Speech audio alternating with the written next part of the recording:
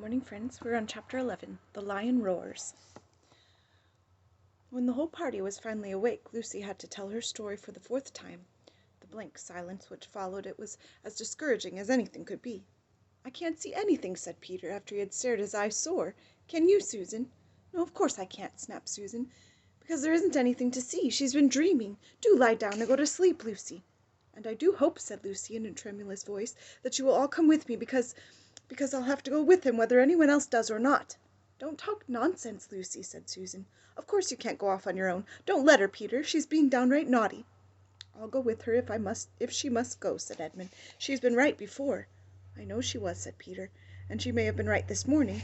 We certainly had no luck going down the gorge. Still, at this hour of the night, and why should Aslan be invisible to us? He never used to be. It's not like him. What does the DLF say?" "Oh, I say nothing at all," answered the dwarf. "If you all go, of course I'll go with you, and if your party splits up, I'll go with the High King. That's my duty to him and King Caspian. But if you ask my private opinion, I'm a plain dwarf who doesn't think there's much chance of finding a road by night where you couldn't find one by day. And I have no use for magic lions, which are talking lions and don't talk, and friendly lions, though they don't do us any good, and whopping big lions, though nobody can see them. It's all bilge and beanstalks as far as I can see." "He's beating his paw on the ground for us to hurry," said Lucy. "We must go now.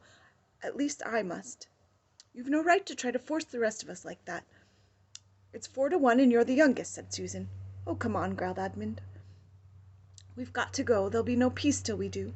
He fully intended to back Lucy up, but he was annoyed at losing his night's sleep and was making up for it by doing everything as sulkily as possible. "Oh, on the march then," said Peter, wearily fitting his arm into his shield strap and putting his helmet on. At any other time he would have said something nice to Lucy, who was his favourite sister, for he knew how wretched she must be feeling, and he knew that, whatever had happened, it was not her fault. But he couldn't help being a little annoyed with her all the same. Susan was the worst. "Supposing I started behaving like Lucy," she said. "I might threaten to stay here whether the rest of you went on or not. I jolly well think I shall." "Obey the High King, your Majesty," said Trumpkin, "and let's be off. If I'm not to be allowed to sleep, I'd as soon march as stand here talking." And so at last they got on the move. Lucy went first, biting her lip and trying not to say all the things she thought of saying to Susan. But she forgot them when she fixed her eyes on Aslan. He turned and walked at a slow pace about 30 yards ahead of them. The others had only Lucy's directions to guide them, for Aslan was not only invisible to them, but silent as well. His big cat-like paws made no noise on the grass. He led them to the right of the dancing trees. Whether they were still dancing nobody knew, for Lucy had her eyes on the lion, and the rest had their eyes on Lucy, and near the edge of the gorge. "Cobbles and kettledrums," thought Trumpkin. "I hope this madness isn't going to end in a moonlight climb and broken necks." For a long way Aslan went along the top of the precipices. Then they came to a place where some little trees grew right on the edge. He turned and disappeared among them. Lucy held her breath, for it looked as if he had plunged over the cliff. But she was too busy keeping him in sight to stop and think about this. She quickened her pace and was soon among the trees herself. Looking down, she could see a steep and narrow path going slantwise down into the gorge between rocks, and Aslan descending it. He turned and looked at her with his happy eyes. Lucy clapped her hands and began to scramble down after him. From behind her she heard the voices of the others shouting, "Hi, Lucy, look out, for goodness' sake! You're right on the edge of the gorge. Come back!" And then a moment later Edmund's voice saying, "No, she's right, there is a way down." Halfway down the path Edmund caught up with her. "Look," he said in great excitement. "Look! What's that shadow crawling down in front of us?" "It's his shadow," said Lucy. "I do believe you're right, Lou," said Edmund. "I can't think how I didn't see it before. But where is he?" "With his shadow, of course. Can't you see him?" "Well, I almost thought I did for a moment. It's such a rum light." "Get on, King Edmund, get on," came Trumpkin's voice from behind and above, and then farther behind and still nearly at the top, Peter's voice saying, "Oh, buck up, Susan, give me your hand. Why, a baby could get down here, and do stop grousing." In a few minutes they were at the bottom, and the roaring of water filled their ears. Treading delicately like a cat, Aslan stepped from stone to stone across the stream. In the middle he stopped, bent down to drink, and as he raised his shaggy head, dripping from the water, he turned to face them again. This time Edmund saw him. "Oh, Aslan!" he cried, darting forward. But the lion whisked round and began padding up the slope on the far side of the rush. "Peter, Peter!" cried Edmund. "Did you see?" "I saw something," said Peter, "but it's so tricky in this moonlight. On we go, though, and 3 cheers for Lucy. I don't feel half so tired now, either." Aslan without hesitation led them to their left, farther up the gorge. The whole journey was odd and dreamlike. The roaring stream, the wet grey grass, the glimmering cliffs which they were approaching, and always the glorious, silently pacing beast ahead. Everyone except Susan and the dwarf could see him now. Presently they came to another steep path up the face of the farther precipices. These were far higher than the ones they had just descended, and the journey up them was a long and tedious zigzag.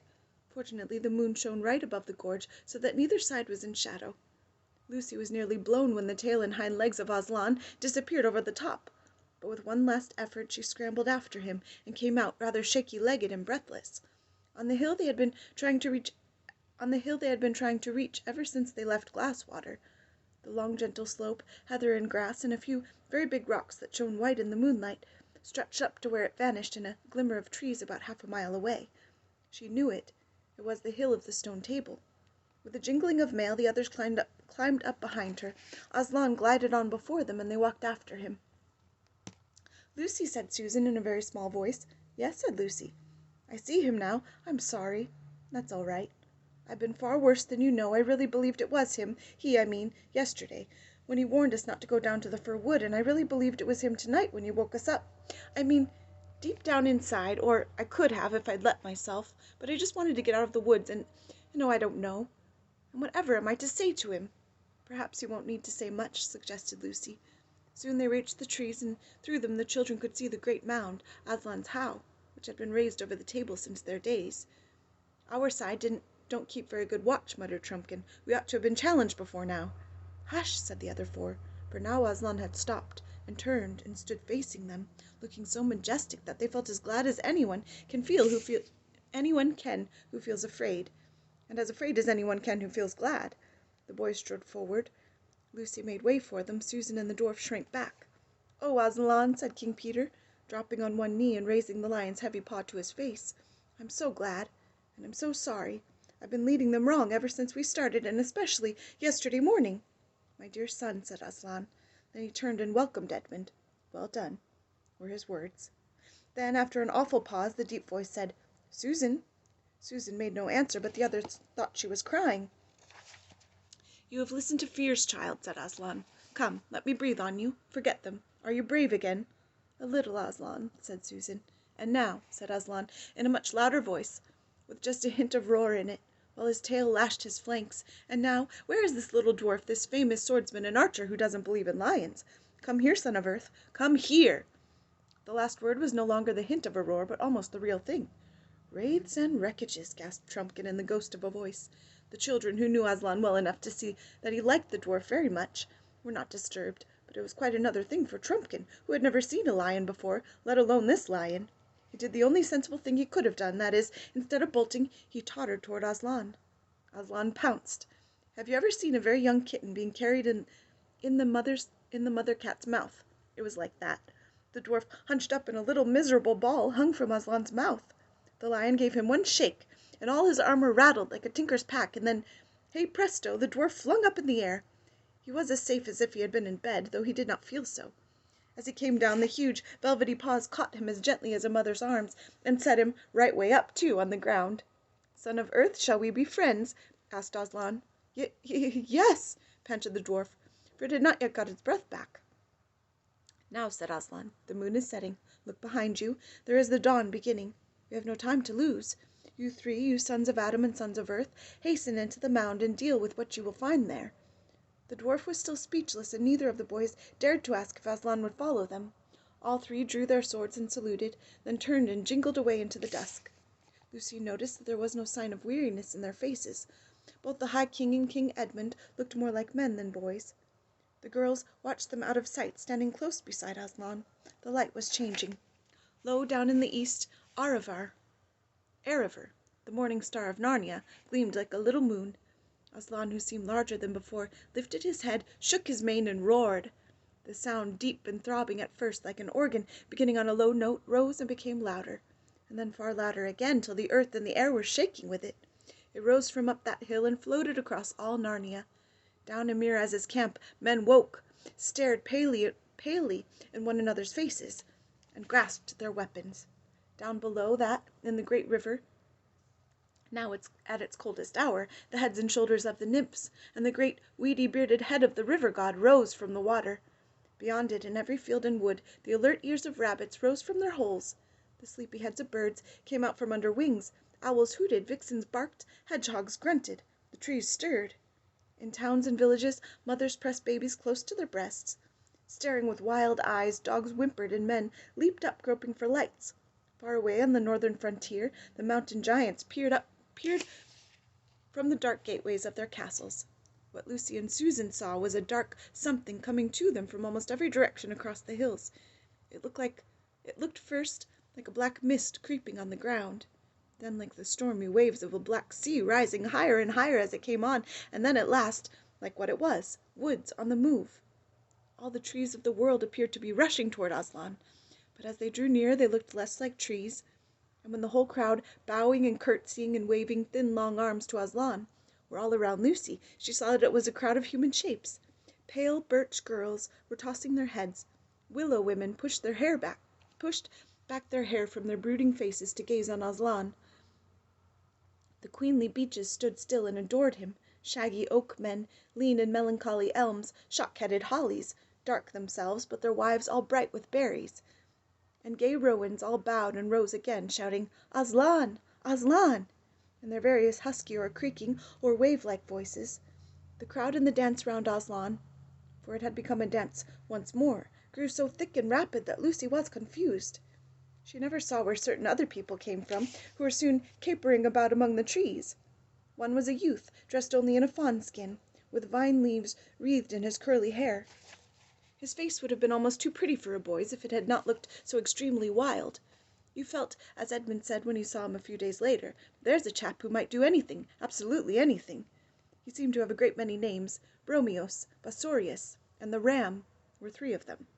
There were a lot of girls with him, as wild as he.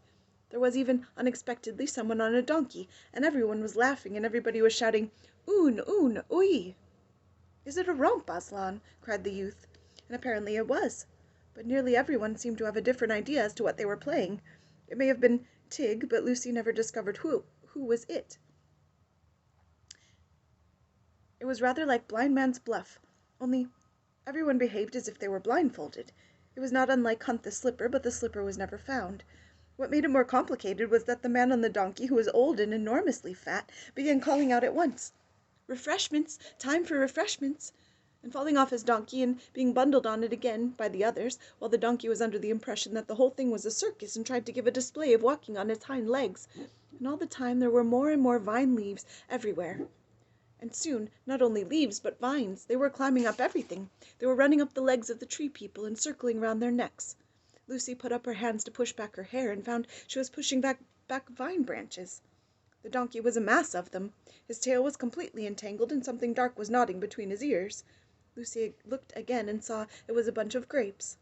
After that it was mostly grapes, overhead and underfoot and all around. "Refreshments! Refreshments!" roared the old man. Everyone began eating, and whatever hothouses your people may have, you have never tasted such grapes. Really good grapes, firm and tight on the outside, and bursting into cool sweetness when you put them into your mouth, were one of the things the girls had never had quite enough of before. Here there were more than anyone could possibly want, and no table manners at all. One saw sticky and stained fingers everywhere, and though mouths were full, the laughter never ceased, nor the yodeling cries of "Yoon, yoon, yui," till all of a sudden everyone felt at the same moment that the game, whatever it was, and the feast ought to be over, and everyone flopped down breathless on the ground and turned their faces to Aslan to hear what he would say next. At that moment the sun was just rising, and Lucy remembered something and whispered to Susan, "I say, Sue, I know who they are." "Who?"